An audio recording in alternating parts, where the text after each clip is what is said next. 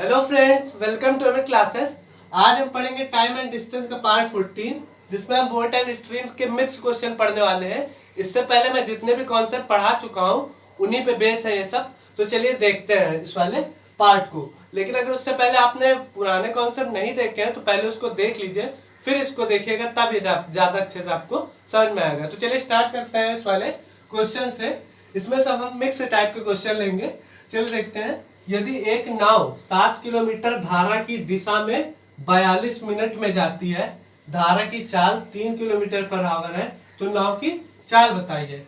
तो सबसे पहले हमें कहा गया है कि जो नाव है वो धारा की दिशा में जा रही है, मतलब ये धारा भी इधर है, नाव इधर जा रही है। तो मैंने बताया था दोनों स्पीड जुड़ जाती है, मतलब नाव की चाल v प्लस धारा की चाल जुड़ जाती है जब इधर जाती है। तो ये तो स्पीड हो गई, ठीक है। और टाइम कितना लग रहा है? 42 मिनट लग रहा है, ठीक है। 42 मिनट जाने में लग रहा है। लेकिन यहाँ पे देखो स्पीड हमको किलोमीटर हावर में दी गई है, टाइम डिस्टेंस भी हमको 7 किलोमीटर में दिया गया, तो हम टाइम उसको हावर में लेंगे। तो हम चेंज कर लेते हैं। तो हमको बताना क्या है? नाव की चाल बतानी है। तो स्पीड इधर से जा रही है ना, तो स्पीड क्या है? v प्लस यू, क्योंकि धारा की दिशा में जा रही है, ठीक है। तो स्पीड होता है डिस्टेंस अपॉन टाइम। डिस्टेंस कितनी है? 7 किलोमीटर है। और टाइम कितना है? 42 मिनट है। अब इसको हावर में चेंज करेंगे तो 60 से डिवाइड कर देंगे तो ये हावर में आ जाएगा, ठीक है। अब ये पलट जाता है तो हो जाएगा 742 इंटू ये अपॉन में चला जाएगा ऊपर, मतलब 60, ठीक है। इसी को कट कर देंगे। 7 1 जा 7, 7 7 1 जा 7, 7 6 जा 52। अब 6 से काटेंगे, 6 1 जा 6, इसी के साथ है, और ये 10। तो 10 किलोमीटर पर आवर स्पीड आ गई, मतलब v प्लस यू जो स्पीड है धारा की दिशा में जा रहा है वो 10 किलोमीटर पर आवर है। और धारा की चाल हमको दी गई है, मतलब u कितना दिया गया है? 3 किलोमीटर पर आवर दिया है। और इन दोनों को ऐड करने पे 10 किलोमीटर आता है, तो 3 की वैल्यू यहाँ पे रख देंगे। v plus 3 equal to 10।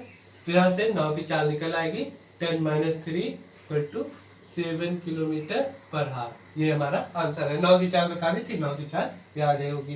तो समझ में आ गया होगा, आई होप।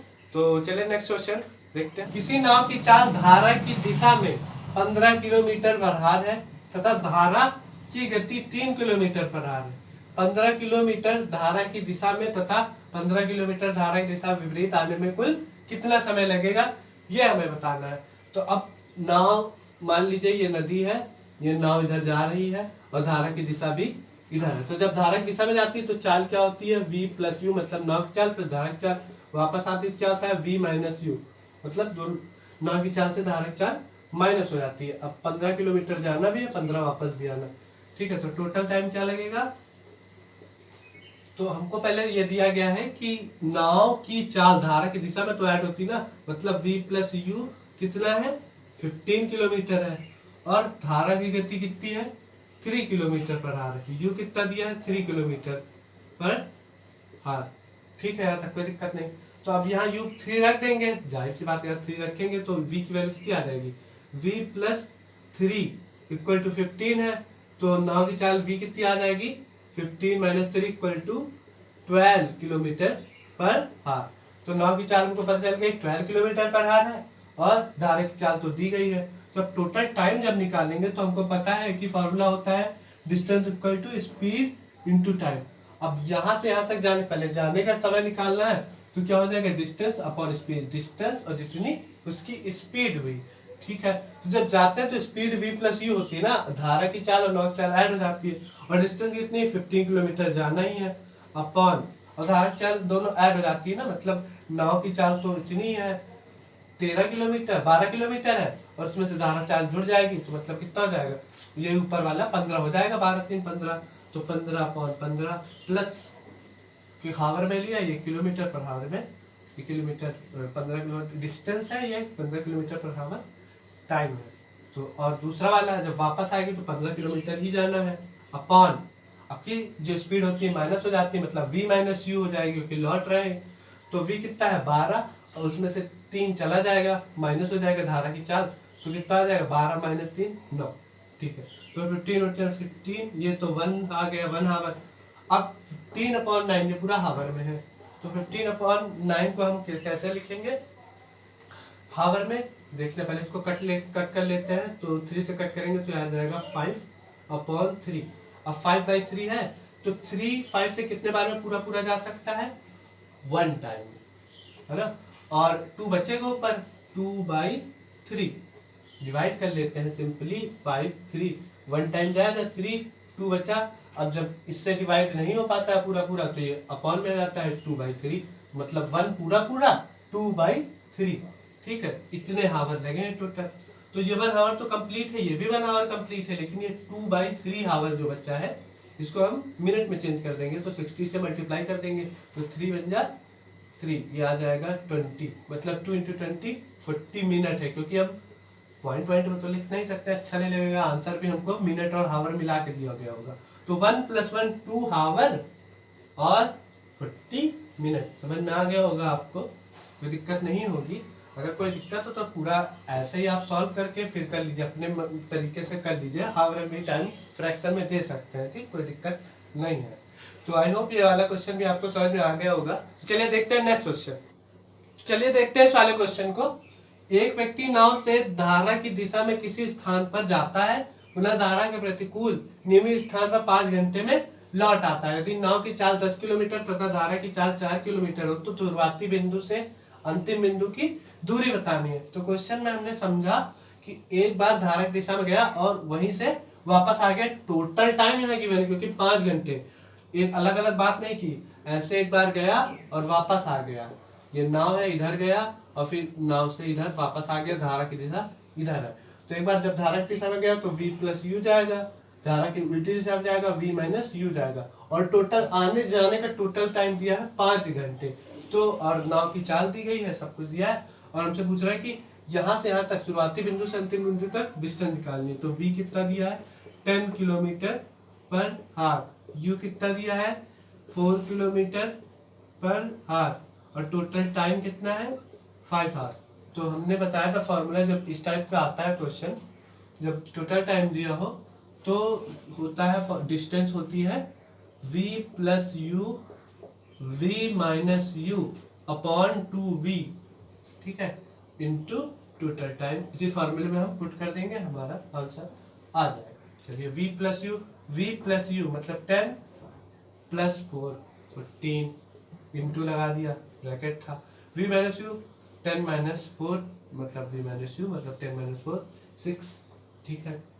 2v होता है, 2 × v, 2 × v, v का मतलब नाव की चाल 10 और टोटल टाइम 5 घंटे लग रहा है। तो कट कर देंगे इसको, 2 × 1 = 2, ये 3, 5 × 1 = 5 और ये 2, फिर ये 2 × 1 = 2 और ये 7 14 है, 7 3 = 21 किलोमीटर हमारा आंसर आ जाएगा। मतलब यहाँ से यहाँ तक की दूरी 21 किलोमीटर है। तो आई होप एकदम अच्छे से क्लियर हो गया होगा, बस आपको फॉर्मूला याद करने की जरूरत है। तो चलिए देखते हैं एक और क्वेश्चन। नाव धारा के प्रतिकूल चलते हुए एक निश्चित दूरी को पूरा करने के लिए 5 घंटे 40 मिनट लेती है, जबकि धारा की दिशा में उसी दूरी को तय करने के लिए 3 घंटे लेती है। नाव की चाल व धारा की चाल का अनुपात बताना है, ठीक है। यहाँ पे कहा गया है एक निश्चित दूरी, धारा के प्रतिकूल मतलब धारा के प्रतिकूल मतलब धारा की उल्टी दिशा में, मतलब धारा के से वापस आ रही, उधर से धारा जिधर बह रही उसकी उल्टी दिशा में को पूरा करने के लिए 5 घंटे 40 मिनट लिया, मतलब उधर से आने में उसको 5 घंटे 40 मिनट लगे, जबकि धारा की दिशा में उसी दूरी को तय करने के लिए 3 घंटे लेती, और इधर जा रही है तो उसको 3 घंटे लेना है। दूरी फिक्स है, मतलब डिस्टेंस कांस्टेंट है, निश्चित है, उसी को 2 बार ट्रेवल किया जा रहा है, आया जा रहा है, जाया जा रहा है। तो मैंने इसका कॉन्सेप्ट पढ़ा रखा है पहले ही कि यहाँ से यहाँ तक जाना है, ए से बी, डिस्टेंस फिक्स है, जितना जाना उतना ही जाना है, तो डिस्टेंस तो बराबर होगी दोनों केस में। जब इधर जाएंगे तो v + u जाता है, 100 बार बता चुका हूँ। जब वापस आते हैं तो स्पीड कितनी जाती है, v - u, ठीक है। इधर जाने में टाइम कितना लग रहा है, ये 3 ही घंटे ले रहा है, क्योंकि धारा की दिशा में 3 घंटे लगते हैं। इधर आने में कितना टाइम लग रहा है, 5 घंटे 40 मिनट लग रहा है, ठीक है। अब इस 5 घंटे 40 मिनट को घंटे में ही पूरा चेंज कर लेते हैं, क्योंकि ये भी टाइम हमको घंटे में दिया गया, तो आंसर निकालने में थोड़ी सी आसानी होगी। तो अगर हम 5 आवर 40 मिनट को घंटे में चेंज करना चाहते हैं, 40 मिनट को कितना लिख सकते हैं, 60 से डिवाइड कर देंगे, आवर प्लस ये लिख देंगे 40/60, तो ये अब घंटे में आ गया, 0 से 0 कटा और फिर काट देंगे 2/3, ठीक है। तो मतलब 5 + 2/3 घंटे हो गया। अब एलसीएम लेके कर देंगे तो ऐसे डायरेक्ट कर देते हैं, 3 5 15 + 2 मतलब 17/3 आवर उसको लौट के आने में लग रहे हैं, और जाने में कितने लग रहा है, मतलब धारा की दिशा में 3 आवर लगा है। तो मैंने जो बताया था कि यहाँ से यहाँ तक की डिस्टेंस ए बी क्या होगी, distance equal to speed into time. Speed क्या है, v + u, टाइम कितना लग रहा है 3 घंटा, तो इन्हीं दोनों को मल्टीप्लाई करेंगे तो ये भी डिस्टेंस आएगी। सेम जब वापस आएगी b से a, तब भी यही फॉर्मूला, स्पीड इनटू टाइम, तब स्पीड क्या होगी, v - u होगी इनटू 5 आवर 40 मिनट, मतलब 17/3 आवर लग रहा है। तो इनका कर देंगे तो आएगी तो यही डिस्टेंस, तो दोनों बराबर होगी, तो दोनों को हम बराबर कर देंगे, ठीक है। अब क्वेश्चन में हमको बताना क्या है, नाव की चाल व धारा की चाल का अनुपात बताना है, मतलब v/u बताना है। v और रेशियो u का मतलब होता है v/u हमको बताना है, ठीक है। तो यहाँ तक को तो कोई दिक्कत नहीं, तो कॉन्सेप्ट ही था, मैंने एकदम अच्छे से क्लियर कर दिया। अब क्वेश्चन एकदम आसानी से अप्लाई कर दिया। मैंने बताया डिस्टेंस बराबर होगी दोनों केस में, तो अब जल्दी से करते हैं, v + u इंटू t1 जितना टाइम लगा हो और v - u और t2 जितना टाइम लगा, ये हमारा जब डिस्टेंस कांस्टेंट होती है तो फॉर्मूला होता है, तो v + u कर देंगे हम, पता ही नहीं है, यही तो निकालना है, v/u निकालना है, तो देखते हैं कैसे करते हैं। तो v + u हो जाएगा, टाइम कितना लग रहा है t1, v प्लस धारा की दिशा में हमको टाइम लग रहा था 3 घंटे, equal to v - u, time कितना लग रहा है धारा की दिशा में 17/3 आवर, जो कि मैंने 5 आवर 40 मिनट को चेंज कर दिया था, इतना टाइम लग रहा है क्योंकि एक ही फ्रेम में लेना है। तो हम पहले नंबर एक तरफ, वेरिएबल एक तरफ करते हैं, तो v + u, ये इधर ये प्लस में था, इधर ये माइनस में आ जाएगा, v - u, ठीक है। और ये इधर मल्टीप्लाई में है तो इधर डिवाइड में आ जाएगा, ये ऊपर हो जाएगा 17, ऊपर तो कोई फर्क पड़ा नहीं, ये डिवाइड में आ रहा तो इसके साथ मल्टीप्लाई हो जाएगा, तो 3 3 जा 9 हो जाएगा, ठीक है। अब इन्हीं दोनों को सॉल्व कर लेना है, हमको v/u की वैल्यू निकालनी है, ठीक है। तो मैं थोड़ा सा इरेज कर देता हूँ, उधर कम पड़ेगा, v/u निकालना है ना, आ चुका, इसको इरेज कर देता हूँ। तो v + u = 17, v - u = 9, तो हम क्रॉस मल्टीप्लाई करते हैं, पता ही होगा आपको, तो 9v + 9u, ठीक है, 17v - 17u, दोनों से मल्टीप्लाई डिस्ट्रीब्यूट हो जाता है, तो हो जाएगा 17v - 17u, ठीक है। अब इसी को सॉल्व करके v/u की वैल्यू हमको निकालनी है, तो एक v एक तरफ कर लेंगे, u एक तरफ कर लेंगे, तो v वाला इधर है, इसको उधर ले जाते हैं, u वाला इधर है, इसको इधर ले जाते हैं, तो 9u, और ये माइनस में इधर प्लस में आ जाएगा, 9u + 17u, और ये 17v है माइनस, अब ये प्लस में है तो उधर माइनस में जाएगा, v एक तरफ कर रहा है, 9v, ठीक है।